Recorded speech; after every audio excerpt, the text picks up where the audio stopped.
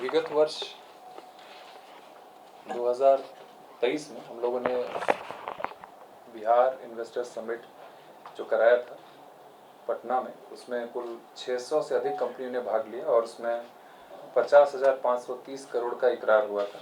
MOU memorandum of understanding sign हुआ था। इसमें कई बड़े नाम थे, अदानी, JK सीमेंट, ब्रिटानिया, न्यूजील, टाइगर एनालिटिक्स, HCL जैसी बड़ी कंपनियों ने इसमें भाग लिया और निवेश भी किया।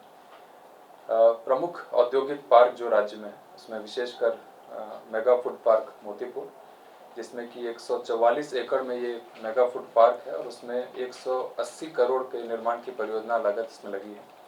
इसमें मुख्य रूप से खाद्य प्रसंस्करण की इकाइयां स्थापित की जानी है। इसी प्रकार से इरिडिएशन सेंटर कम पैक हाउस जो एक बीटा में तैयार हुआ है, इसको 53 करोड़ की लागत से निर्मित हुआ है। यहाँ से निर्यात को बढ़ावा देने के लिए राज्य के जो विशेष कृषि उत्पाद है उनको निर्यात बढ़ाने के लिए उनके इसकी स्थापना की गई है। Integrated export pack house 9 crore की लागत से निर्मित हुआ है। इसी प्रकार से चमड़ा उत्पाद को बढ़ावा देने के लिए मैवल मुजफ्फरपुर में इसका 940 करोड़ की लागत से 62 एकड़ की क्षेत्रफल में इसका निर्माण कराया जा रहा है। इसमें मुख्य रूप से बेल्ट, जूता, पर्स इत्यादि के उद्यम लगाने की योजना है। इसके अलावा अभी वर्तमान में चमड़ा क्लस्टर, जो टैनरी क्लस्टर जिसको हम लोग कहेंगे, किशनगंज में इसके स्थापना की बात हो रही है। लगभग 34 एकड़ में ये फैला हुआ है और इसका कार्य अभी प्रारंभ शुरू होना है। मल्टी मॉडल लॉजिस्टिक पार्क 105 एकड़ में इसका विकसित इसको किया जाना है और इसमें मुख्य रूप से कच्चे माल और उत्पाद को परिवहन की सुविधा लाने के लिए इसका निर्माण किया जा रहा है। इंटीग्रेटेड मैन्युफैक्चरिंग क्लस्टर, ये अमृतसर कोलकाता इंडस्ट्रियल कॉरिडोर का हिस्सा है और ये गया में इसकी स्थापना की जानी है। इसके लिए एक 1670 एकड़ भूमि में इसको विकसित किया जा रहा है और इसके बनने के उपरांत ये राज्य का सबसे बड़ा इंडस्ट्रियल पार्क होगा।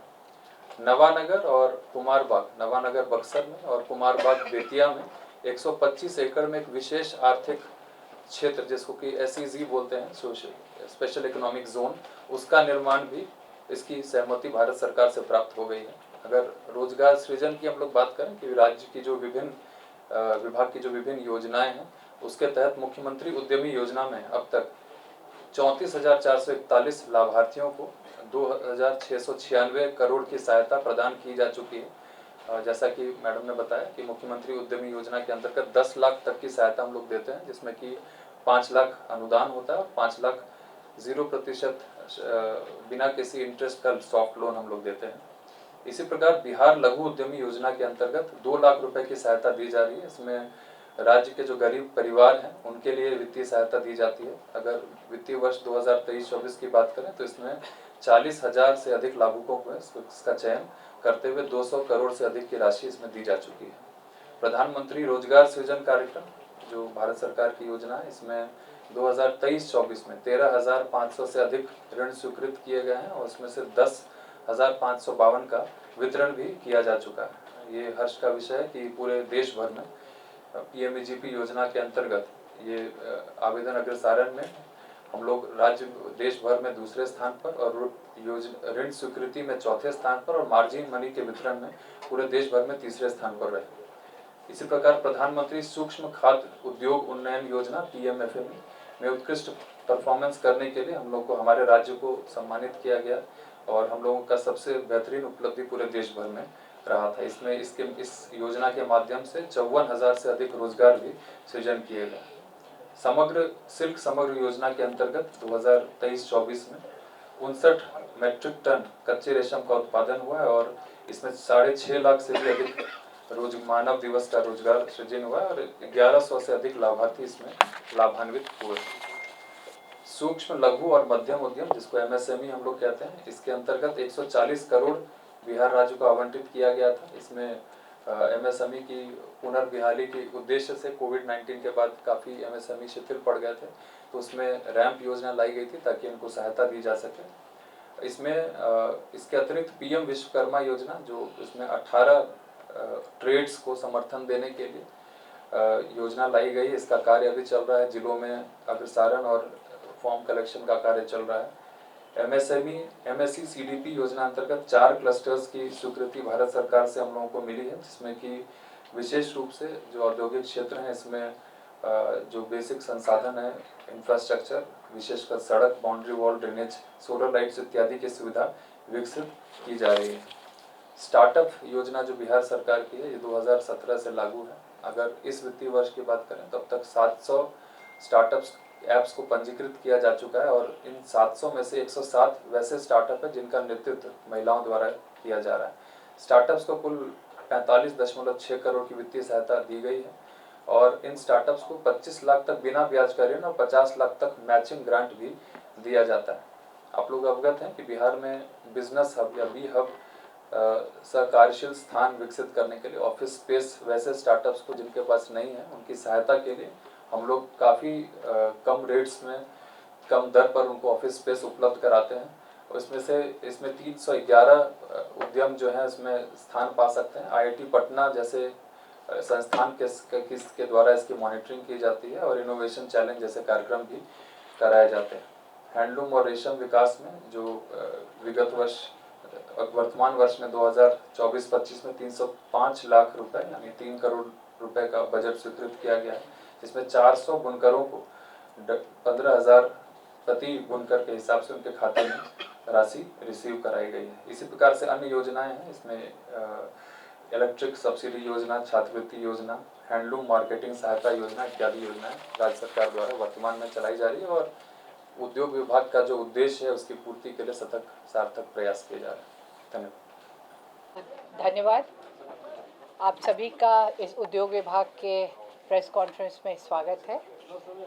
ये हमारी टीम आपके सामने बैठी है। ये जो टीम है काफ़ी नई टीम है और इसमें जो सबसे पुराना है वो हमको लगता है कि 6 माह पुराना है। तो it's an absolutely new team with new energy and new ambitions and new aspirations. तो आज का जो हम लोग एक ओवरव्यू, हमारा आज फ्लो ऐसा रहेगा कि हम लोग शुरू में एक ओवरव्यू दे देंगे कि डिपार्टमेंट की क्या क्या प्राथमिकताएं हैं और उसके बाद माननीय मंत्री आप लोग को संबोधन करेंगे। तो उद्योग विभाग जैसे आपको पता है कि कई स्तर पे काम करता है। एक ज़मीनी स्तर पे भी है और एक बड़े स्तर पे इन्वेस्टर्स को लाने का। तो हमारा तीन हम कार्यों पे फोकस करना चाहेंगे। एक है जो हम लोग इन्वेस्टर्स को ला रहे हैं और आपको पता होगा विगत 2 सालों में 3 सालों में काफ़ी प्रगति हुई है इस विषय पे। हम लोगों ने एक नया इंडस्ट्रियल पॉलिसी बनाया था, इन्वेस्टमेंट पॉलिसी सॉरी, और उसके बाद उसके अंतर्गत कई नई पॉलिसीज़ का फ्रेमवर्क बना गया है। इन पॉलिसीज से इनकरेज होके काफ़ी इन्वेस्टर्स आए हैं हमारे पास और लास्ट ईयर दिसंबर में एक इन्वेस्टर समिट भी हुआ था जिसमें करीब 280 लोगों के साथ MOU हुआ और उसके बाद हमारे करीब 50,000 करोड़ का हमारा अंडरस्टैंडिंग हुआ। तो एक इन्वेस्टमेंट का एक बहुत ही पॉजिटिव माहौल बना है यहाँ पे। और उसके बाद जो एक तो बड़े इन्वेस्टर्स की हम लोग बात कर रहे हैं और दूसरी तरफ हमारे पास हम MSME सेक्टर्स पे भी काफ़ी फोकस कर रहे हैं। हमारा ये मानना है कि हम लोग अगर रूरल इकोनॉमी और डिसेंट्रलाइज्ड इकोनॉमी में हम लोग फोकस करते हैं तो उससे एक न सिर्फ लोगों को नौकरी मिलेगी, स्वरोजगार मिलेगा, बल्कि जिनको भी स्वरोजगार मिल रहा है वो कुछ और लोगों को रोजगार देने के लिए संबल हो जाएंगे। तो MSME के माध्यम से हम लोगों ने इस बार 12,000 के करीब दिया है। आपके फोल्डर्स में जो है उसमें स्टैटिस्टिकल डिटेल्स है उसमें सारे। और ये हमारा बिहार वन ऑफ द अग्रणी स्टेट्स है पूरे इंडिया में जो PMEGP जो हमारी योजना है उसमें हम लोगों ने काम किया है। इसके अलावा राज्य सरकार की 2 योजनाएं हैं हमारे, मुख्यमंत्री उद्यमी योजना और मुख्यमंत्री लघु उद्यमी योजना। इसमें हम लोगों ने इस बार की लॉटरी कर दी है, करीब 9200 लोगों का हम लोगों ने सिलेक्शन किया है। बहुत ही एनकरेजिंग रिस्पांस आया इस बार हम लोगों का। उसका सिलेक्शन हो गया, उनकी तैयारी उनकी ट्रेनिंग दी जा रही है और इससे हम लोगों को ये फ़ायदा होगा कि जो छोटे उद्यमी हैं उनको हम लोगों सब्सिडी देंगे और साथ में बहुत ही मामूली 1% पे हम लोग लोन भी देंगे। लघु उद्यमी योजना में कोई टारगेट नहीं है, ये सैचुरेशन इस मेथड पे है और इस पे ये है कि जो भी एलिजिबल है परिवार उनको दिया जाएगा। तो लास्ट फाइनेंशियल ईयर में हम लोगों ने करीब 200 करोड़ बांट दिया है 40,000 लाभार्थियों के बीच में और इस साल हमारा लक्ष्य है कि इससे भी ज़्यादा हम लोग करेंगे। इसकी प्रक्रिया अभी प्रारंभ की जा रही है। ये दोनों के बीच में एक आता है जो हम लोग के यूथ है, जो एनर्जेटिक है और जो जिनके पास अच्छे आइडियाज़ हैं, उनके लिए हमारे पास स्टार्टअप योजना है। और स्टार्टअप योजना के अंतर्गत हम लोगों को नवाचारी प्रयोग, इनोवेटिव के लिए, या कोई उनके पास ऐसा कुछ आइडिया है जो एक इंडस्ट्री में कन्वर्ट हो सकता है या एम्प्लॉयमेंट जनरेशन में कन्वर्ट हो सकता है, उसको हम लोग करते हैं। और ऐसे लोग जो जिनके पास आइडियाज़ है लेकिन उनके पास ये सक्षम नहीं है कि उसको एक डीपीआर के रूप में देने के लिए, तो उसका हम लोग हैंड होल्डिंग करते हैं, हमारा आईआईटी के साथ एमओयू है उसके साथ। तो संक्षेप में यही है कि उद्योग विभाग जो है हर लेवल पे काम कर रहा है और कृत संकल्प है कि आने वाले समय में और भी इन्वेस्टमेंट्स आएंगे, और भी रोजगार सृजन के अपॉर्चुनिटीज़ बढ़ेगी, और साथ ही एक रूरल एरियाज़ में लोगों को संबल और स्वरोजगार बनाने में हम लोग सफल होंगे, यही हमारी आशा है। धन्यवाद। सबों को नमस्कार। आज उद्योग विभाग के संवाददाता सम्मेलन में अभी आप सबने हमारे वरीय पदाधिकारियों को सुना। हमारे साथ श्रीमती वंदना जी जो उद्योग विभाग की सचिव हैं,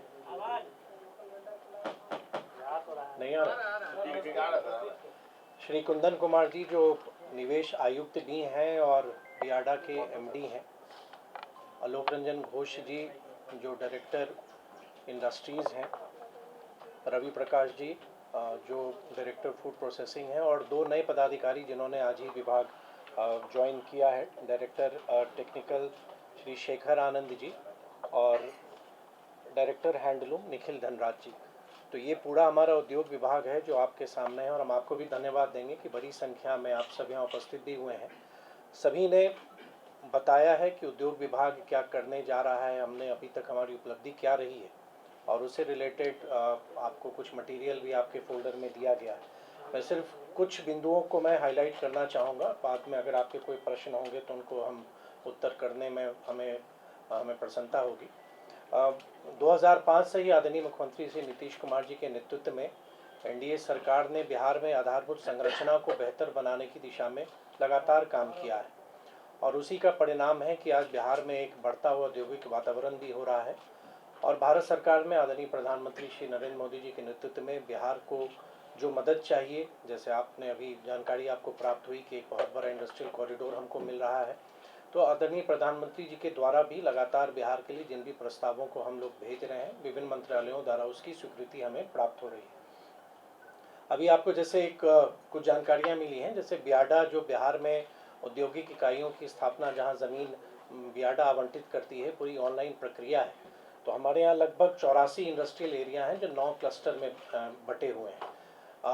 मंत्रिपरिषद ने ही 7 अगस्त को एक निर्णय की स्वीकृति प्रदान की है, जिसमें क्योंकि हमारा जो लैंड बैंक है उसकी संख्या कम होती जा रही है, लगभग 1800 एकड़ ही हमारे पास अब शेष रह जाते हैं। तो आवश्यकता है कि समय के अनुसार हम अपने औद्योगिक क्षेत्र का हम विस्तार करें। तो आने वाले समय में बिहार के विभिन्न हिस्सों में, जैसा अभी एमडी बियाडा ने भी आपको बताया कि 7 जिले हमारे ऐसे थे जहाँ पर आज तक इंडस्ट्रियल एरिया बना ही नहीं, तो वहाँ पे इंडस्ट्रियल एरिया की स्थापना के साथ साथ जो हमारी इंडस्ट्रियल एरिया पूर्व से कार्यरत है, जहाँ ज़मीन की आवश्यकता है, वहाँ पर हम लोग ज़मीन अपने लैंड बैंक को बढ़ाने की भी कार्रवाई हम करने जा रहे हैं। SEZ की जानकारी आपको मिली, जहाँ बिहार को एक उपलब्धि मिली, जहाँ हमारे यहाँ एक भी स्पेशल इकोनॉमिक जोन नहीं थे, उन सभी आर्ताओं को हम लोगों ने पूरा किया, और 2 स्पेशल इकोनॉमिक जोन हम धन्यवाद देना चाहेंगे आदरणीय पीयूष गोयल जी को कि उन्होंने हमारे आग्रह को स्वीकारा और मात्र 1 माह के अंदर हम लोग को स्वीकृति प्रदान की, और बिहार भी उन राज्यों में अब शामिल हो गया है जिनके पास स्पेशल इकोनॉमिक जोन है। आने वाले समय में बियाडा के माध्यम से उसका विकास किया जाएगा और निवेश आकर्षित किए जाएंगे। गया इंडस्ट्रियल कॉरिडोर आप अवगत होंगे, अभी हाल ही में केंद्रीय मंत्रिपरिषद ने उसकी स्वीकृति दी है। 10 राज्यों से ये इंडस्ट्रियल एरिया गुजरेगा, ये जो नेटवर्क है, और 12 इंडस्ट्रियल नोड बनाए जा रहे हैं। उसमें गया को एक स्थान मिला है। 1700 एकड़ ज़मीन ऑलरेडी उसकी एक्विजिशन की कार्रवाई हो चुकी है, उसकी जो औपचारिकताएँ हैं वो पूर्ण हुई हैं, और भारत सरकार द्वारा लगभग 28,000 करोड़ का निवेश इन इंडस्ट्रियल एरिया के डेवलपमेंट के लिए किया जाएगा। जो निवेश आएंगे प्राइवेट इन्वेस्टमेंट वो अलग है, देखिए कि इंफ्रास्ट्रक्चर को बिल्ड करने में गवर्नमेंट ऑफ इंडिया लगभग 28,000 करोड़ रुपए इस पर खर्च करेगी, और एक अनुमान के तहत लगभग 10 लाख डायरेक्ट एम्प्लॉयमेंट और 30 लाख मतलब 3 मिलियन जिसको आप कहेंगे, 30 लाख इनडायरेक्ट एम्प्लॉयमेंट की एक संभावना है कि पूरा जब ये इंडस्ट्रियल कॉरिडोर बन जाएगा उस पर इतने सारे रोज़गार पूरे देश के युवाओं के लिए अवसर उपलब्ध होगा, और हमारे यहाँ भी बिहार में गया के माध्यम से होगा। और गया के साथ एक एडवांटेज और भी है कि एक्सप्रेस हाईवे हमारा जुड़ रहा है जो आमस से दरभंगा जा रहा है, तो जो हमारा नॉर्थ साउथ है वो भी अब जुड़ जाएगा, तो एक बहुत बड़ा इंडस्ट्रियल कॉरिडोर आने वाले समय में हम सबको मिलेगा। मुझको प्रसन्नता है, मैं विशेष रूप से धन्यवाद देना चाहूँगा आदरणीय गिरिराज जी को, वस्त्र मंत्रालय के मंत्री हैं, कि हमारे जो प्रस्ताव गए उनके माध्यम से बिहार में टेक्सटाइल सेक्टर के लिए एक इन्वेस्टर्स मीट भी जुलाई माह में पटना में आयोजित हुआ था, और जो प्रस्ताव हम लोगों ने भेजा, चाहे कुछ क्लस्टर के निर्माण के लिए जो भागलपुर बांका क्षेत्र के अलावा गया के लिए, उसकी स्वीकृति उन्होंने दी है। साथ ही 2 बड़े एक्सपो, एक पटना में और एक गया में आने वाले समय में, उसका भी आयोजन उद्योग विभाग के माध्यम से किया जाएगा। अभी गया में आदरणीय जीतन राम मांझी जी जो स्मॉल एंड मीडियम एंटरप्राइजेस के माननीय मंत्री हैं, उनका एक कार्यक्रम हम लोगों ने आयोजित किया था, जिसमें प्रधानमंत्री रोजगार योजना के लाभार्थियों को हम लोगों ने लाभ दिया, और बिहार के हर एक जिले में इस तरह का आयोजन किया गया था। और उन्होंने उस दिन घोषणा भी की, और मुझको बताते हुए प्रसन्नता भी है कि उद्योग विभाग के माध्यम से एक टेक्नोलॉजी सेंटर की स्थापना की स्वीकृति उद्योग विभाग ने दी है, जो आने वाले समय में गया में उसकी स्थापना होगी। जो हमारी जो इकाइयाँ आएंगी उनके लिए एक बहुत बड़ा टेक्निकल सपोर्ट का वो केंद्र बनेगा। और भारत सरकार को हम लोगों ने आग्रह भी किया है कि कुछ एक्सटेंशन सेंटर्स भी वैसे मिले जो बिहार के विभिन्न हिस्सों में हम लोग स्थापित कर सकें। मुझे आशा है कि शीघ्र भी उसकी स्वीकृति हम सबको प्राप्त होगी। मैं आदरणीय हरदीप पुरी जी से मिला था जो पेट्रोलियम मंत्री हैं, और हमने आग्रह किया कि कंप्रेस्ड बायोगैस जिसे CBG कहते हैं, बिहार में बहुत संभावना है। तो उन्होंने आदरणीय मुख्यमंत्री जी को पत्र लिखा भी है कि बिहार सरकार जहां ज़मीन उपलब्ध कराएगी वहां पे जो ऑयल एंड मार्केटिंग कंपनीज हैं उनके माध्यम से कंप्रेस्ड बायोगैस की इकाइयाँ स्थापित होंगी। तो अब हम लोग लैंड को आइडेंटिफाई कर रहे हैं कि कहाँ पे ज़मीन हो सकती है जहाँ पे ये ऑयल कंपनीज आने वाले समय में कंप्रेस्ड बायोगैस की यूनिट्स को इस्टेब्लिश करेंगी। जैसा आपको बताया गया कि हम लोग उद्यमिता पर बहुत जोर दे रहे हैं और उसके लिए विभिन्न योजनाएं संचालित हो रही हैं। उसी में हम लोगों ने तय किया कि बिहार में जो 101 अनुमंडल हैं, क्योंकि हमारे यहाँ उद्यमिता का कल्चर नहीं है, मतलब ज़्यादातर लोग फर्स्ट जनरेशन में लोग आगे आ रहे हैं और विभिन्न श्रेणियों में लोग अपने एंटरप्राइज को स्टैब्लिश करना चाह रहे हैं। उनकी सहायता के लिए हम लोग बिहार के सभी अनुमंडल में एक उद्यमिता विकास केंद्र की स्थापना हम लोग करने जा रहे हैं, और अधिकांश जिलों से प्रस्ताव प्राप्त भी हो गया है, जो आने वाले समय में हमारे सभी उद्यमियों को एक वहाँ पे गाइडेंस के लिए या एक मेंटोरशिप के लिए वो एक केंद्र हो जाएगा कि उनको अपने नज़दीक में ही, अपने अनुमंडल मुख्यालय में ही किसी न किसी कॉलेज से वो जुड़े हुए रहेंगे, जो उनको एक तरह से उनको एक सहायता उपलब्ध कराएगी। तो आने वाले समय में ये सेंटर्स हमारे जब फंक्शनल हो जाएंगे तो हमारे जितने भी उद्यमी जो छोटे छोटे एंटरप्राइजेस को इस्टेब्लिश कर रहे हैं, तो उनको ये बहुत बड़ी मदद इन केंद्रों के माध्यम से मिलेगी।